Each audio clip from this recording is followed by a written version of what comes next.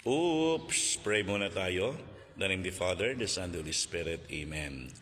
Panginoon, nagpapasalamat na naman kami dahil binigyan mo na naman kami ng pinakamahalagang biyaya na tatamasahin namin sa araw nito. Ito ang biyaya ng buhay.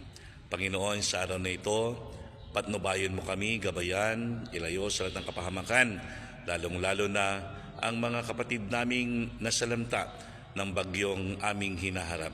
Naway patuloy pa rin silang maging matatag sa kanilang mga ginagampanan, lalong-lalo na ang kalooban nila at ang kanilang pananampalataya.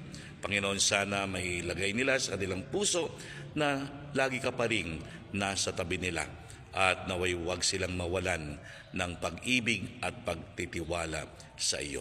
Panginoon, basbasan mo ang bawat isa sa amin, lalong-lalo na ang mga kapatid naming may sakit, mga miyembro ng pamilya namin.